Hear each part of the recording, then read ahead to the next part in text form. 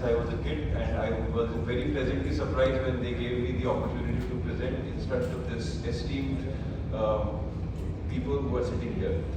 So my topic initially was only time and range, but before coming here there were certain modifications wherein I had to focus on generation to basal insulin. But considering that when we discuss time and range, it will become a little more apparent why generation to basal insulins are better, and just a brief overview on how to improve time and range and what is time and range. So since morning we have been looking at all these good presentations. Sabne bataya the importance of diabetes, what it is to the patient, how many problems there are which an individual with diabetes faces. So we know, and there is no need to go on further about the prevalence or burden or the impact of diabetes as it is. However, we should focus on the natural history or how the history of glucose measurement evolved. So back in the day, long back, glucose was only measured by looking at ants which were coming to the urine of an individual who had diabetes. But then now we've come a long way.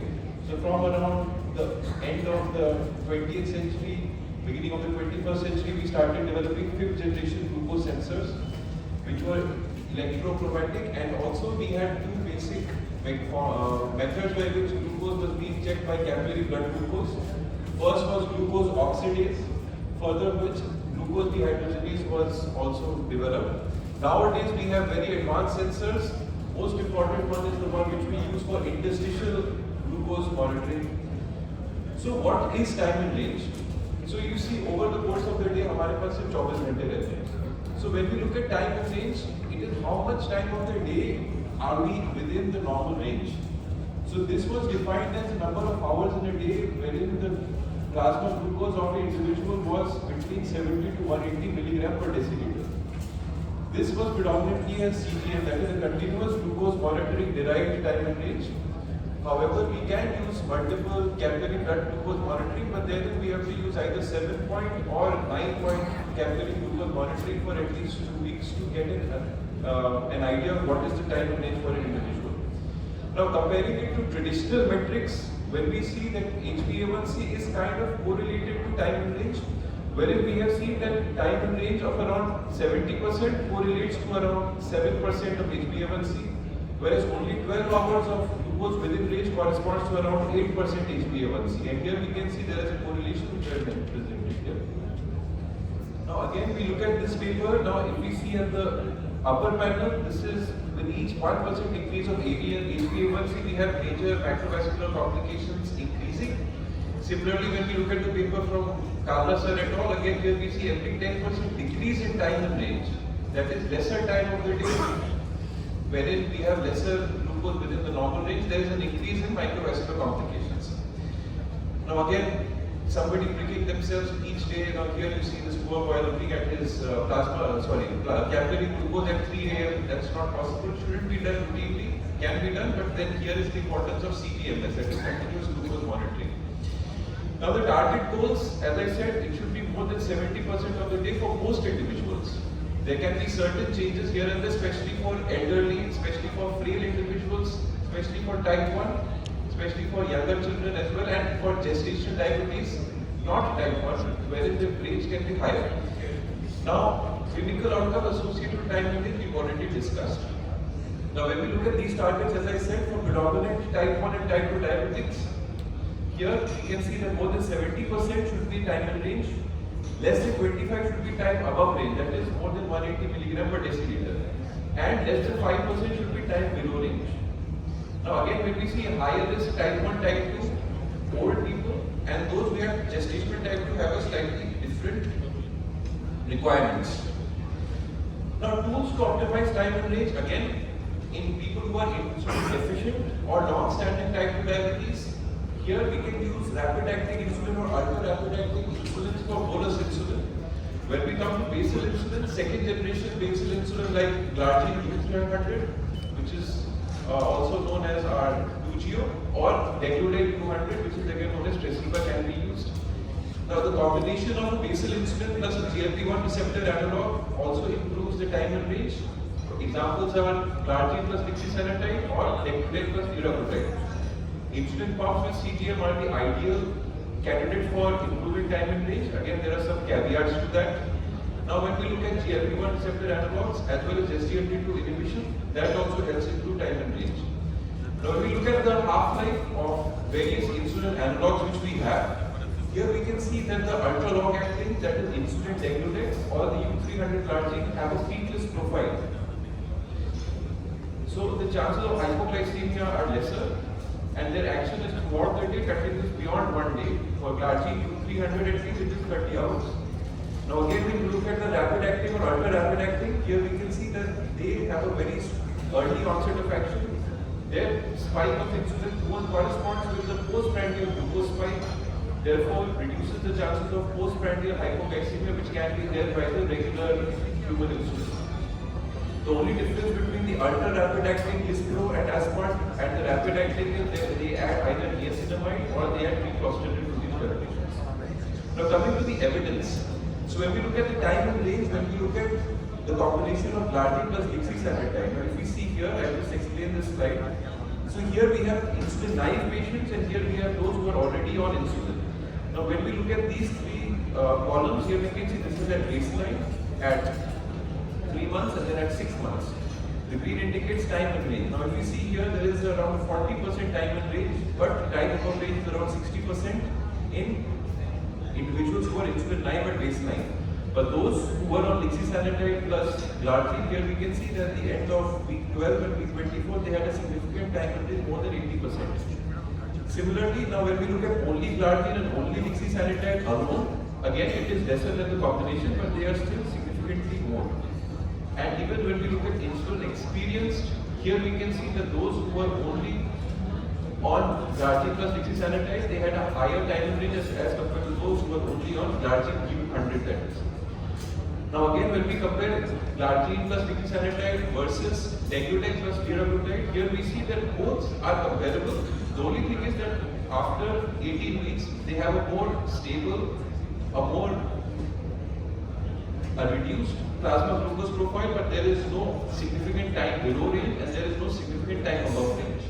And here we can see the glycemic variability is not very pronounced in this study. Now again, when we look at our conventional medications like gliclazide, again here we see even with gliclazide there is an improvement in time and range at 12 weeks, and there was also a slight increase in the time below range as well. This was not seen with dapagliflozin, whereas there was only a significant improvement in the time in range at the end of the trial. So when we look at lifestyle modifications to optimize time and range, again, it is exercise, diet, and behavioral modifications. Dr. Kalra sir had recently talked about it in the morning, and even we had a very nice symposium in the evening post-lunch where we all saw how it improves the time and range. Now again, we cannot continuously monitor our snacks unless we develop a snack monitoring system, but then there are certain rules of thumb we already discussed. 4 separate portions of your meal, have low carbohydrates, simple carbohydrates, increase in complex carbohydrates, एक तरफ खाने को carbohydrate, एक तरफ protein, एक तरफ dahi, एक तरफ dal. That's what somewhat I'm just paraphrasing what Dr. Kalra had said. But when we see that those individuals who were optimized for macronutrient intake, especially children with type 1, those who had more fiber in their diet, they had an optimal time and range. Similarly, those who had higher protein and fiber intake had a 15% increase in time and range for protein and 12% increase in fiber respectively.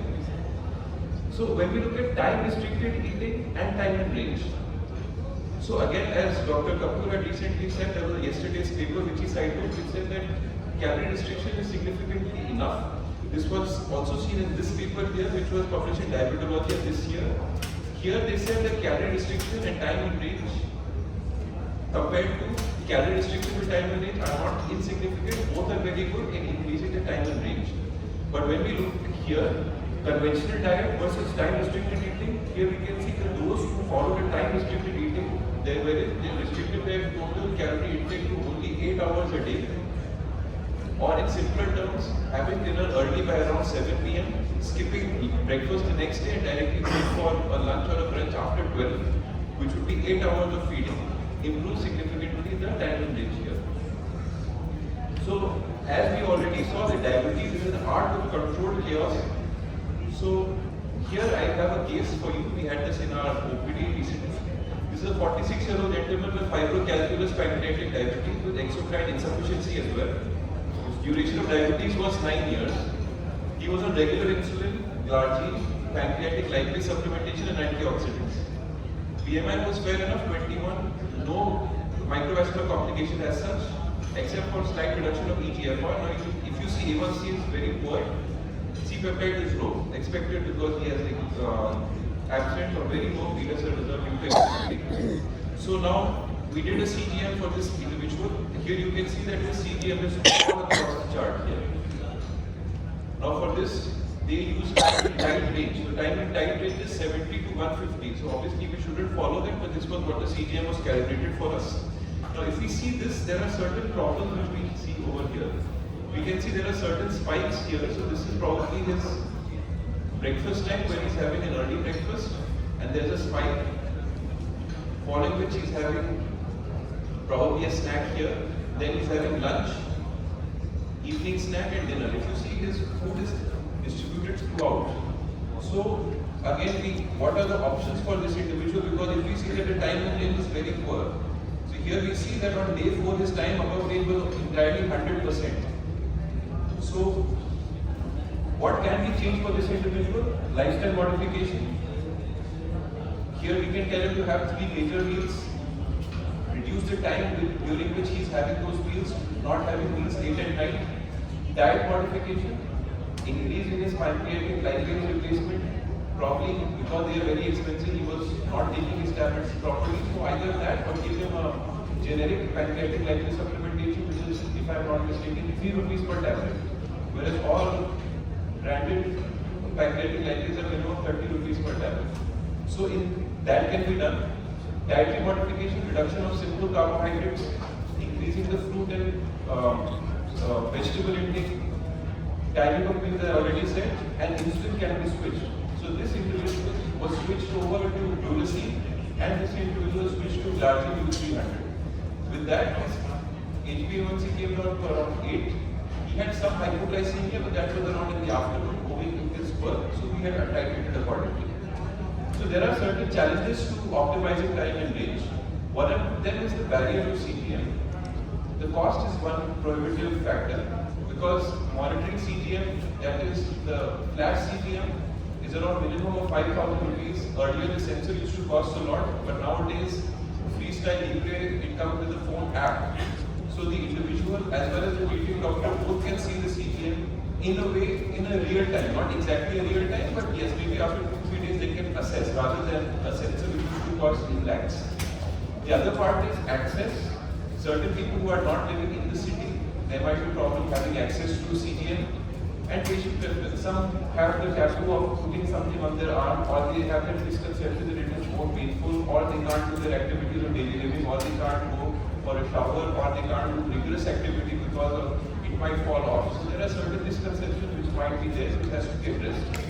So managing variability of time across populations, as I said, type 1 individuals, elderly frail individuals, individuals with long-standing type 2 diabetes, who have a low beta cell reserve, those who have pancreatic diabetes again with low beta cell reserve, they are the population which requires tailoring and where we should avoid the hypoglycemias. Here maybe we can keep the target of TIR slightly lower.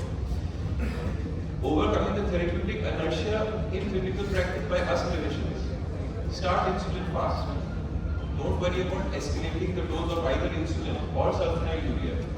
So those are certain options which can be done, and if the patient is affordable, start GLP-1 receptor agonism in the beginning itself, because those are wonder drugs. So coming to the future of time and range, coming to the technology of CGM, there are next generation sensors which are in the pipeline. Glucose responses part insulin, which has already been discussed in the morning. Artificial intelligence, algorithms which are there in insulin delivery system, the newer generation of insulin pumps. And telemedicine and remote glucose monitoring, especially with the new Freestyle Libre app, where the doctor is sitting at home or in his clinic can see the reports of the patient who is maybe 100 kilometers away.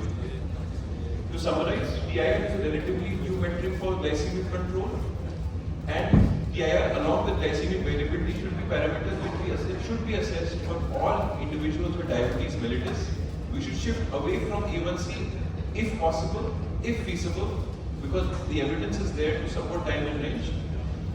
Also, there are certain drawbacks of HbA1c assessment, which we won't get into. Newer generation of insulin analogs, GLP-1 agonism, SGLT2 inhibition are promising tools for improving time and range. And as I said, financial constraints, inertia of starting newer treatment, and initiating CGM are inherent flaws and the inherent flaws of interstitial glucose monitoring themselves. With this, I end my presentation way within time, and I'm glad to take some questions.